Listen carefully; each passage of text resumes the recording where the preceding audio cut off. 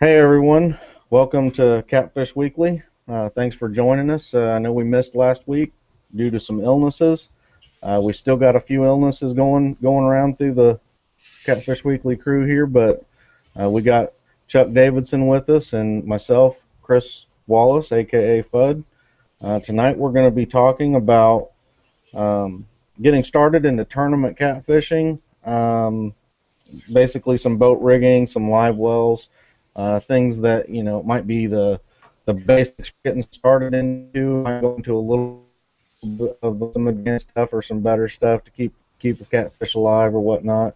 This topic was asked for by Seth McAllister on the Catfish Weekly Facebook page. So Seth, I know this isn't everything that you were wanting to get covered, but we're just going to try to cover a few things at a time when we can. So I'm going to go ahead and hand it over to Chuck and let him get started on talking a little bit about some boat rigging, and then I might jump in there a little bit and we'll talk about the boat rigging to start it off. Go ahead, Chuck. Yeah, if you decide you want to go out and get in a catfish tournament, it really don't cost a whole lot of money. You just if you don't have your rod holders already, which is usually a must, go out and get what you think you need. Along with mounts, good rod holders will probably cost you about $30 a piece. Get you 4 or 6 of those. Um, get you a live well that's going to accommodate the fish in the body of water that you're going to be fishing in. If you're going to be fishing the Tennessee River, you're going to need at least I would say, 100-gallon stock tank, because you're going to be catching large blue catfish. In Alabama, you can have two over 34 inches, and most tournaments is a 5 fish limit, and you'll have three under 34. So if you got a couple of 50-pound fish, wouldn't it? That's not very hard to do on the Tennessee River, and you get three about 20 pounds. That'll take up a lot of room. But if you're uh, going to fish a channel cat tournament, or some flatheads thrown in the mix, you might not need but about a 60-gallon stock tank, or a large Rubbermaid container, or maybe a 150 quart cooler. Um, Along with that, you'd probably need a couple of pumps, one to pump out, one to pump in, to to keep the water fresh, keep some oxygen and some bubbles in the water. I also use this small little um, bait tank pump. It's just a little fray bill pump. It just puts a little bit of bubbles in the water, but um, on real hot days, when the water temperature is up, 90, 95 degrees, which isn't very hard down here in the south, it's the water, depletes the oxygen really quick, and you need all the help you can get. So I hang a couple of those off into my tank.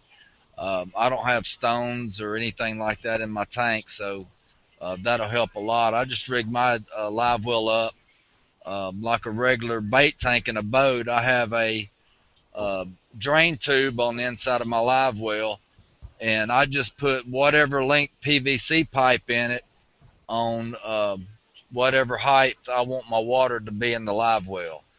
Uh, so my tank's 24 inches tall. If I want a halfway full, I'll stick a 12-inch PVC pipe down in the drain. I'll just pump into the live well and just let it automatically drain all the time as I'm pumping.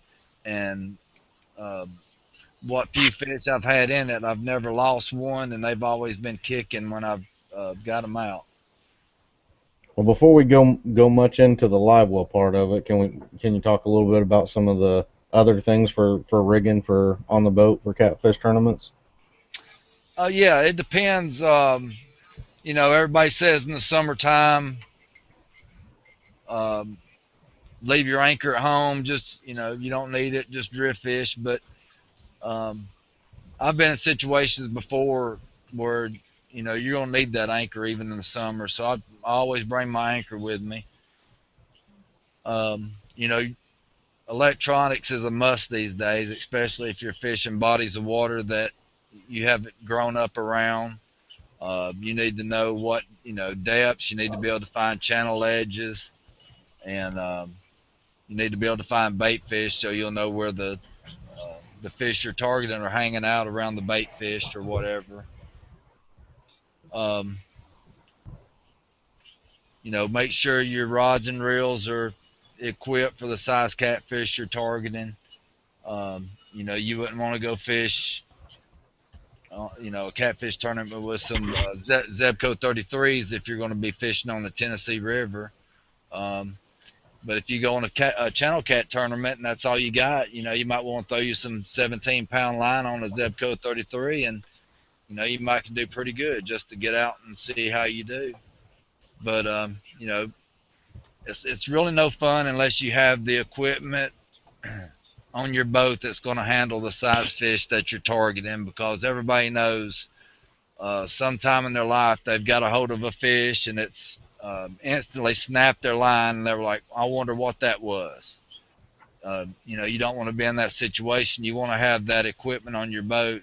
You want to have that rod and reel. You want to have that line on that rod and reel, so when that fish hits again, um, you can get him in the boat and you know what you had. But a little bit, I want to chime in. You first started talking about anchors. Um, One thing I suggest is if you're looking to get into catfishing, look at what waters you're going to be fishing. Start getting as much research you can in about the types of waters you're going to be fishing in, what kind of bottoms there's going to be.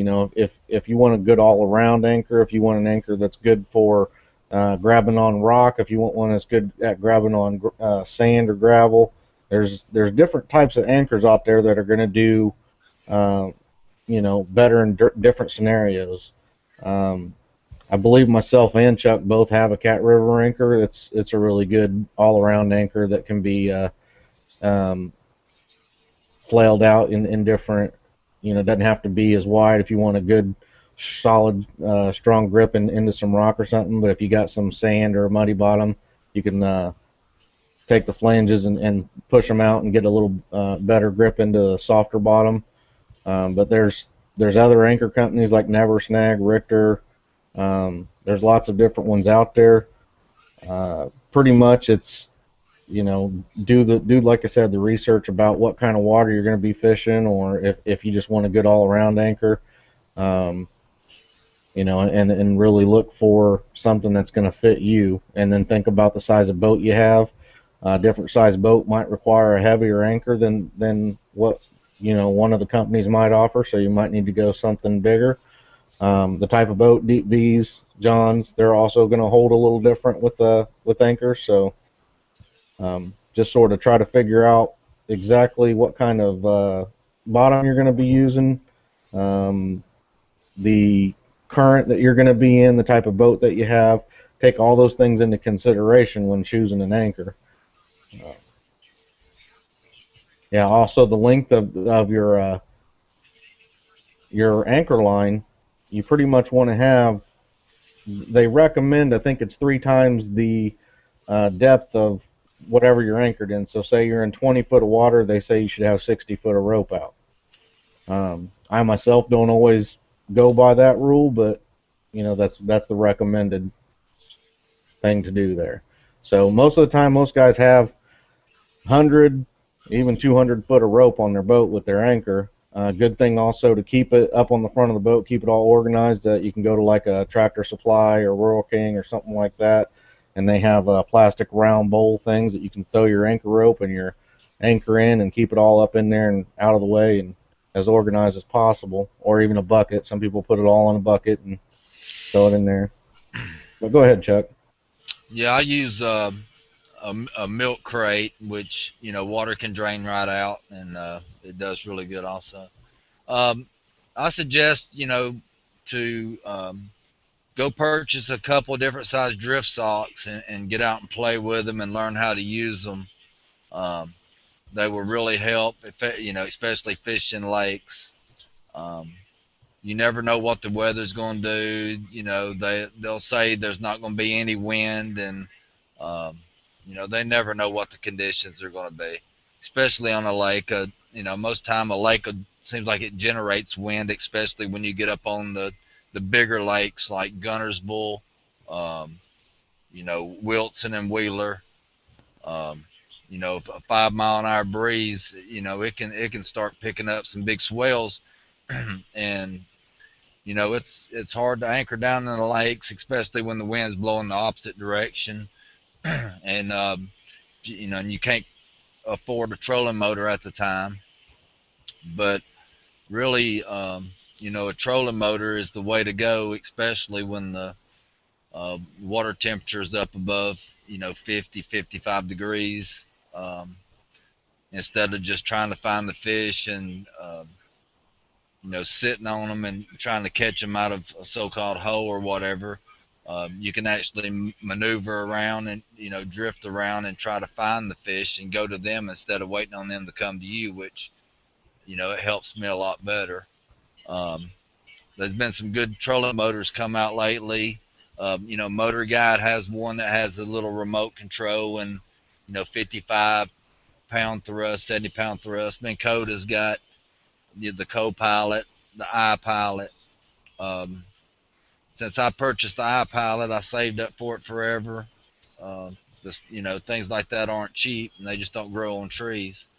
I don't think I can do without the iPilot fishing anymore because I'm so used to it, and they have a feature on there called Spot Lock, um, and you can if you're drift fishing and you come up on a spot where you're getting a lot of hits.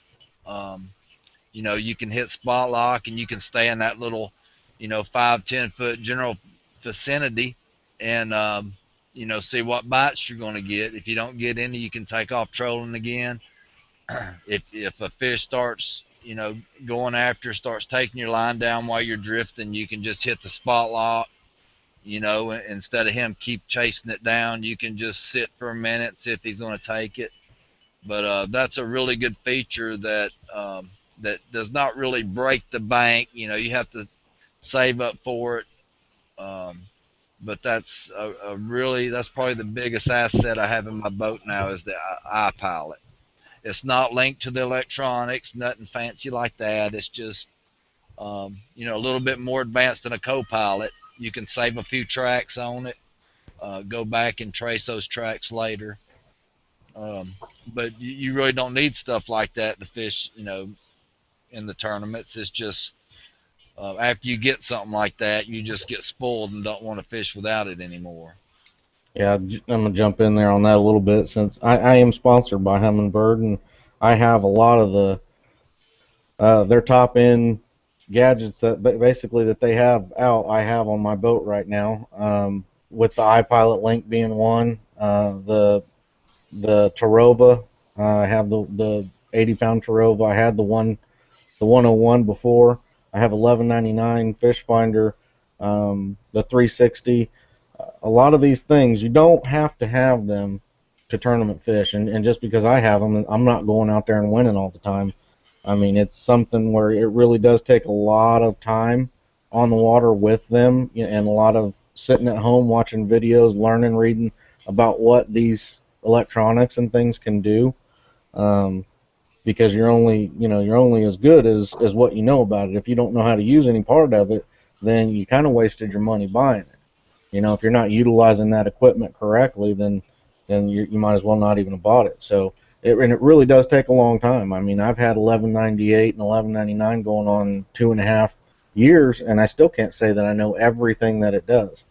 Um, but some of the I guess what I would say after really, if I decided I was really going to get into tournament fishing, one of the things that I would say that I would recommend that anybody that's serious into it get would be a like a Tarova with an iPilot, the remote controlled uh, um, trolling motor system. Remote controlled trolling motor system makes catfishing, especially trolling, drifting, um, which are both very well used techniques in the catfishing tournament world a whole lot easier.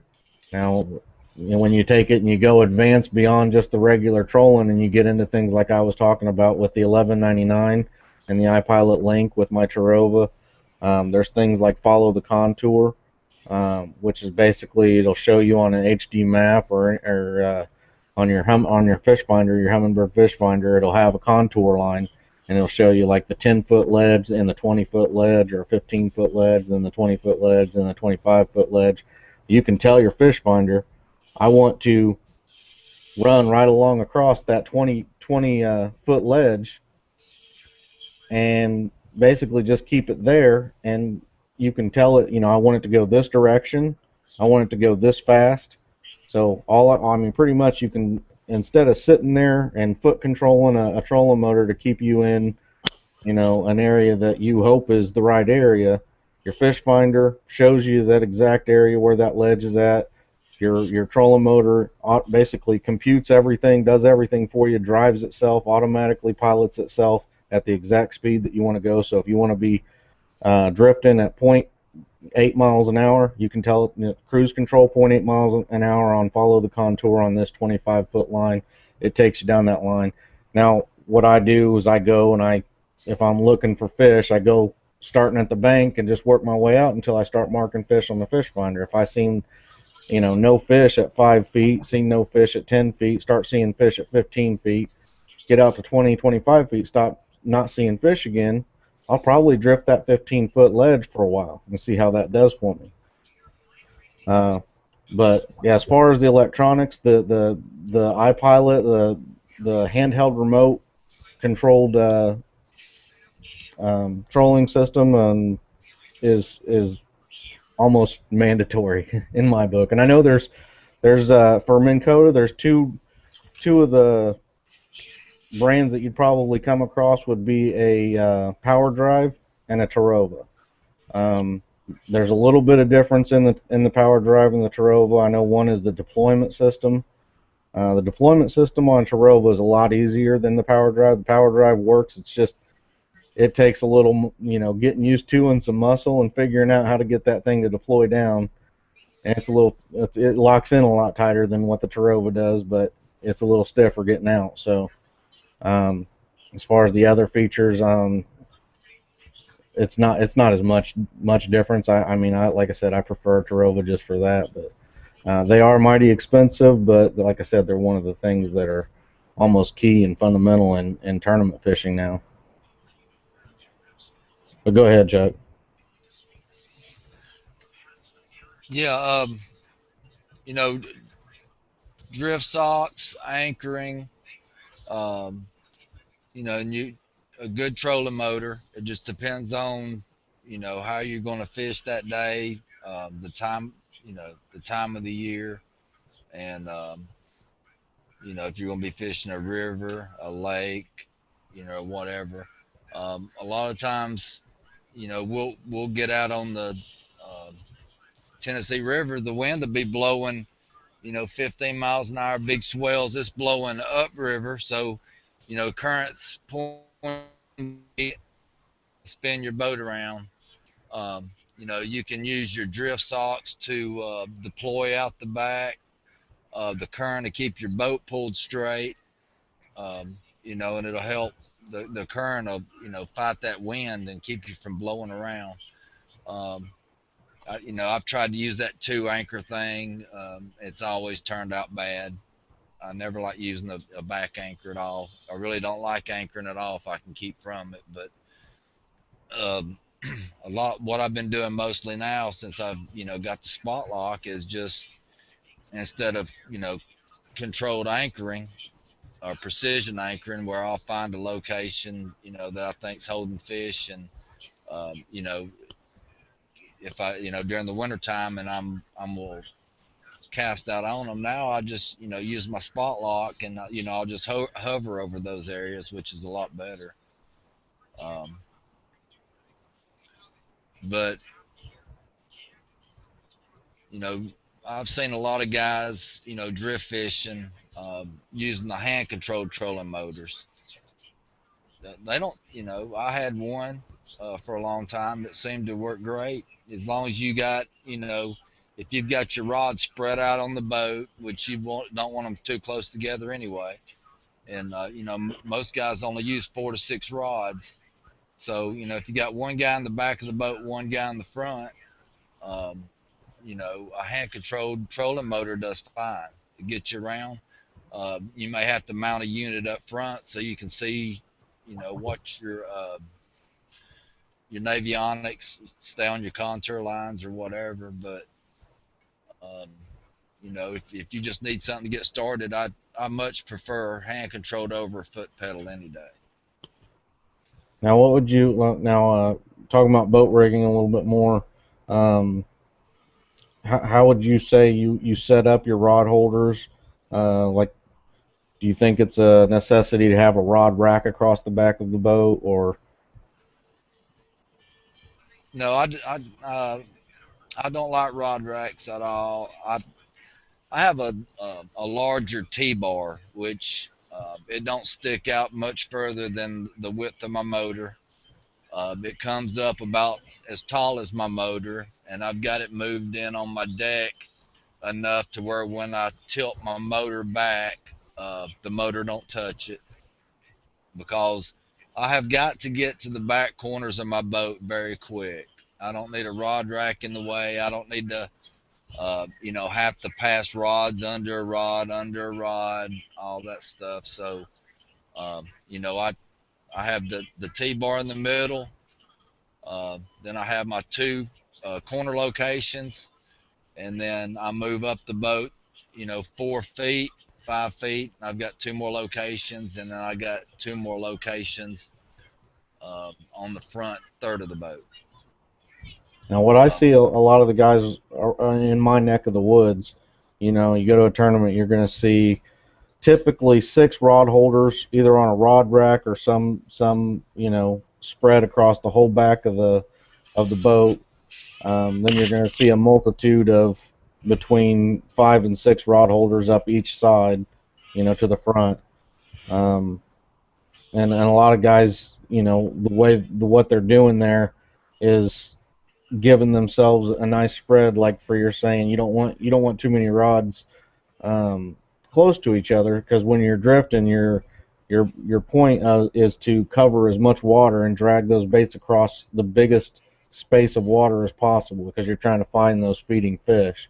So if you've got rods 3 feet apart going across one whole side of the boat, and your boat's 18 foot long, you might be covering 24, 25 foot of water, with a complete spread of drifting down that ledge. Whereas if you just put like two rods off the back and you're trolling or something, you're really only covering about 4 or 5 foot of water.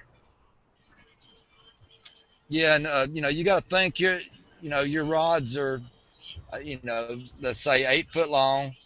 Your boat's 8 foot wide, so from tip to tip, from side to side, it's 25 foot. So that's about the furthest your rods are apart. Um, down the side of your boat, when you're drifting, um, the slight differences in your bait can make a pretty good difference. But the big key is make sure you use the same amount of sinkers and weight on every pole, because you don't want some heavy sinkers straight down in the back or downriver, or in the direction that you're drifting, and then you've got some light sinkers that are able to swing back into your other line. So you want to make sure that everything's got the same amount of weight on them. Also, the type and diameter of line will make a difference on how those. You can have the same weight even on, but have a smaller diameter line, and that line might actually cut through the water a little better, hold a little straighter than something that's a little thicker might. So Yeah, correct. And your bait also. You can have a large head on one, and you can have a big you know chunk of steak on another, and you can have the exact same sinker weight, same size line, and everything, and you'll be able to tell a big difference in the drag on that bait. So you want to keep those rods spread out and around the boat when drifting, um, because you're 30, 30, 35, 40 foot down sometimes when you're on these channel edges or out in the channel edge. When you're up in the flats, fishing 12, 15 foot, it's not as critical. But when them big blues hit at 30, 35 feet, he can have every rod in your boat wrapped up in a matter of 30 seconds. It don't take him but a minute to do it. So, um, you want to be able to, try to get them things spread out as far as possible. It's still going to happen, but a lot of times when I drift, um, I only use 4 poles Yeah. for that reason, and I'll put two up front and two in the back, and sometimes they still make a run and get you tangled up if you can't turn him around in time. Yeah. Just try to get off boat rigging here in a few, but I got a couple more things that you probably want to have in the boat if you're going out tournament fishing. Have a have a multitude of knives out and about, especially if you're going to be in any sort of river with a good current. You want to have a knife up by an anchor rope. Um, there's times where stuff can get very hairy very quick, and you might need to cut that anchor rope before, say, a tree grabs a hold of your anchor rope line and it's going to pull the front of your boat down. It ain't trying. You don't have time to try to pull that anchor and get it out. You just need to cut it. You need to have a knife handy. Most points of your boat, try to keep a knife around. Um, as far as other things on the boat that you definitely want to have. I like to keep a lot of pair of scissors. I keep a pair of scissors both sides of the boat for quick rigging. Retying rigs and whatnot. I normally do keep already tied rigs, but trimming off edges and stuff when you're tying a knot. Just to be able to grab a pair of scissors that's sitting on both sides of the boat, really quick. When you're out there fishing in tournaments, a lot of time, time is, time that you don't have a bait in the water is time wasted. So you can have things that are ready to get you back in the water as soon as possible. Um, that'd probably be the best. Um, let's go ahead and you can talk real quick about the giveaway that you're doing, and then I'll talk a little bit about some of the people that are posted on Catfish Weekly. So go ahead with that. Yeah, we got these 50-pound Rapala scales. Um, we're giving away two of them at the end of June. All you have to do is post on the Catfish Weekly group or the Catfish Weekly fan page, and just put a picture of you holding a fish up there, and just say, "Looky, looky, what I got," or whatever. Show your kids holding some fish, and we're just gonna pick a couple random people and send these scales to them. All right, and there, yeah, we've had quite a few people that have posted on the site.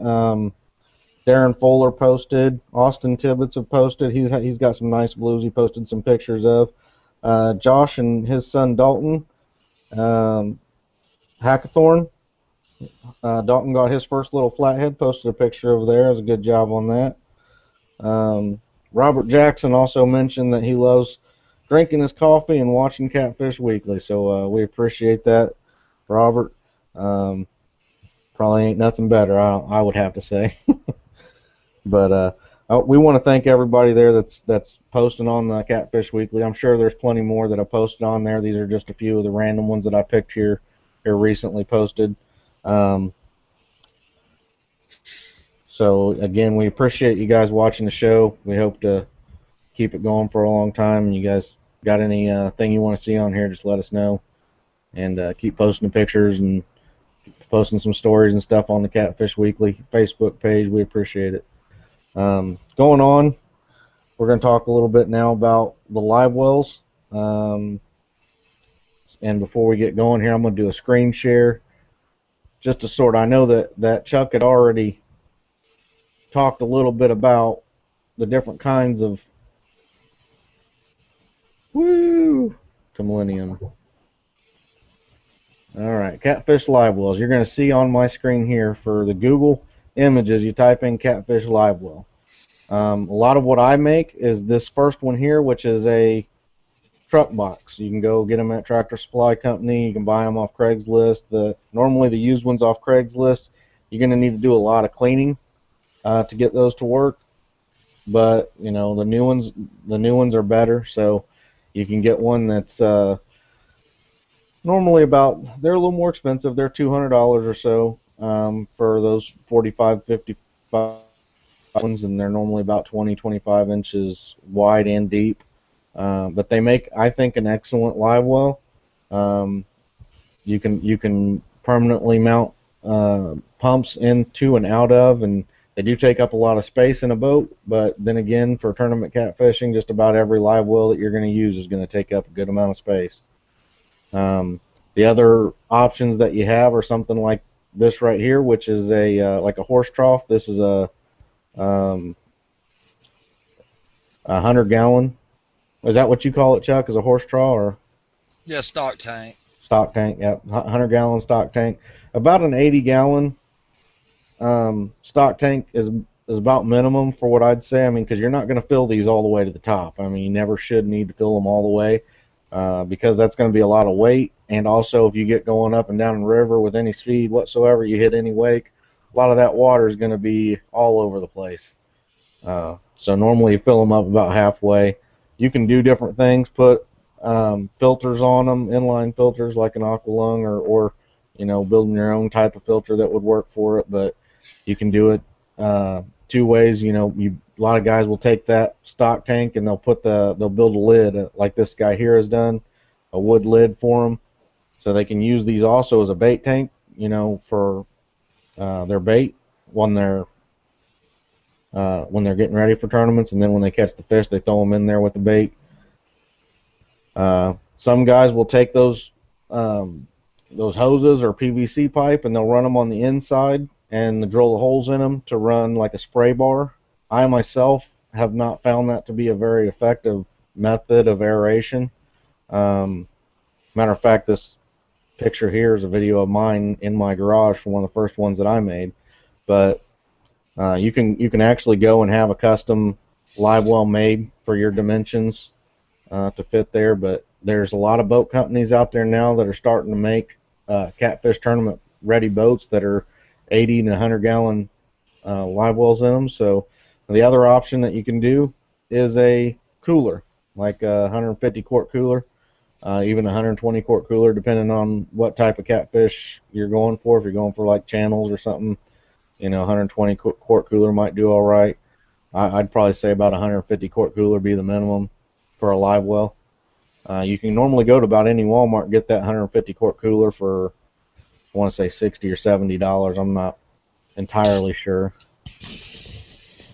But yeah, you can just basically drill for a pump in. You can have one pump or you can have a two pump system. There's the one pump system would be you know, basically where you could drop a pump off the side of the boat that has been well electric, you know, all the electric wires and everything have been sealed and they're good to drop off the side of the boat with a long hose and run the water into the bait tank or live well. And then up at the top of the live well, you could have just a hose that with a run through that would drain out, you know, so that way you could keep it running and it would automatically drain out.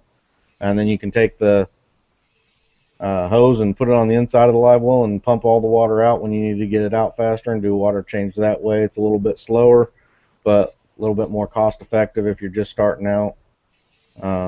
Or the two pump system, you know, you have one pump that you can drop over the side of the boat, or it might even be if you've got a boat where you can get to the wires or to the hoses that are plumbed into your existing live wells, you can use that to pump in and then another one to pump out. But most of these things you're going to need another 12-volt battery handy or right by that live well to keep that going. From what Chuck was talking about a little bit earlier about that 95-degree water, From what I've seen, a lot of guys like to do is you don't want to take ice and throw it in there. It's better to take like a few frozen 2 liter bottles or Gatorade bottles and have them in a cooler or have them, somewhere that keep them frozen until it's time to. You can throw them in that water and cool that water down a little bit, and it doesn't cool it down too fast. Um, let's see here, but yeah, if there's anything else that you want to throw in there on the live wells, you can go ahead, Chuck. Well, I made mine a continuous drain. I have, where the drain is on the bottom of the stock tank. I screwed on a 90-degree PVC fitting, and however much water I want in my live well. I didn't glue my 90. I just stick whatever length piece of PVC. I stick it in there, and I have one cut at 6 inches, 8 inches, 12 inches, and I just leave them floating in the bottom of the live well. And if I need more water, I just pull it out, stick another one in there real quick, and just get my level that way. And I'm continuously pumping water in, and it's continuously draining out, and it seems to be working pretty good for now. And on my pump, on the outlet of a pump, I drilled a hole going toward the outlet on the outer flange at a 45-degree angle. I took a piece of rubber tube and I stuck in that hole, and I took that small piece of hose and I leave it hanging out of the live well. When that water pumps out the outlet of that pump, it pulls air through that small hose, which gets a lot more air pumping in with your water, and it helps put a lot more oxygen in your water that way. That's a quick, easy way I read up doing it, and I gave it a try, and it works really good. I'll have to. At some point I'll probably take some pictures and stuff of how I did mine. Um, both of my last live wells, I've used the power bubbler. That's the 12-volt power bubbler. It has two outputs on it, and I run two of those. They're like a micro stone that puts out a lot of fine bubbles and into the water, which is that air. And I keep that anytime I have fish, even my bait fish in that live well, I can just turn that on, and it uses very little juice, and I can keep fish alive, for quite a long time using that power bubbler that has the two stones on, and I keep one stone on each end of the tank. There are a lot of people that do a recirculating system too, and that could be used with that spray bar that I was talking about earlier. Now, like I said, I used it at once and I stopped doing it, so I don't do that anymore. But if we're talking just getting started into catfishing, there's your basic things that you're going to need are going to be your live well, and I would say again, do your research on what type of water you're going to be tournament fishing. If you're going to be fishing um, a lot of tournaments, and that you're going to be fishing the water where big fish are at, you're talking 30-pound fish or so, you're going to need something like I said, that 80 gallon or bigger size, and you're going to want to make sure that you're able to keep that water cool and keep that water clean, especially if you use that bait tank at all for shad or anything like that. Shad put off a lot of scales and stuff into the water, and you probably couldn't even put too many in there and keep them alive in there at the same time anyway without a very good microfilter. But for things like that, you definitely want to plan out accordingly, and then get the size of live well. If it's just going to be a few tournaments here and there on the lakes nearby, and it's mostly just channel catfish and occasional flathead, a 150 quart cooler might be what's best for you to get started and cheaper and to get your feet wet in the tournament. And yeah, we got Ron Streeter in the chat said that the spray bar will clog up a lot on you, which it does. It does do that. Um, But yeah, like I said, the 150 quart cooler, if you're just going to do local channel cat tournaments and stuff like that, it should be just fine. You could pop that in the front of the boat in a lot of boats, in the back of the boat. It's got a lot of places it could sit at. Normally, plenty of water in there, and most live wells in your boats today, not being a tournament catfish specific boat, isn't going to have anything bigger than a probably a 40 or 50 gallon live well. Most of them are going to be 40 or under, and that might even be good for a few fish. But I would still say get yourself a bigger live well, like a cooler, because they're just a little. I think the design, the layout, the width of them will be a little better than those 40-gallon live wells that are built into boats. Uh, but definitely don't overspend on something that if you don't know if it's for you or whatever. As far as tournament catfishing goes, get into a few tournaments, try to see if it's something that you're really enjoying, if you like doing it. Talk to the guys. I would say most likely if you get into it, you're going to enjoy it, because most catfish guys are real easy to talk to. They have a good time. And tournament catfishing isn't sitting out in the boat and going to sleep and drinking a beer. That's not how it goes. I mean, if you're really seriously tournament catfishing, you're not sitting in any spot for any more than 45 minutes. Some guys won't even sit in a spot for any more than 20 minutes. They're constantly moving, they're constantly changing baits, they're constantly trying to figure out where the fish are at, or where the big fish are at, or where a flathead is at, or depending on what they're going for and what you're doing, you have to work if you want to do it. If you want to do any good, unless you're just sitting there catching fish, all kinds of fish, you normally are going to be moving quite a bit. So, but you never want to leave fish to find fish, is what I've always been told to do and or not to do. And I don't know if Chuck, are you locked up, or you? I think we lost Chuck. But also, real quick, I'll talk about a culling system. If you're going to do tournaments where you're fishing and catching a lot of channel cats, things like that, a culling system is something that you probably want to have in the boat and keep handy. Um, Culling system you can get at like Bass Pro Shops. They have them already made up. It's basically a clip, has a little notebook in it where you can write, with each color clip. There's 10 clips, all have a different color. You can write like the purple clip fish. You clip it on his lip, and that fish was 2.5 pounds, and write it in your notebook. And then you can look in your live well, grab whichever one your smallest fish is, take that clip out, put that clip in the next fish that you caught, and then change the weight up in your little notebook and keep track of your weights that way. I will tell you this, that I fished a tournament with 108 boats this year where I lost first place by 4 ounces. I had 30 something fish in my live well, and I just eyeballed them and picked out 10 of my fish that I thought were the good size, and pretty much ended up losing first place by 4 ounces. And I went back to my live well, and I know that I had 4 or 5 fish that were bigger than some of the fish that I had weighed in. So if I'd have had a culling system for that tournament, I would have won first place for sure. So it is something that it's worth the investment. They're normally only 30 or 40 bucks, or even cheaper, and you can even make homemade versions. I'm sure if you look on Google and do a homemade culling system, you'd find some different ideas to do there. Um,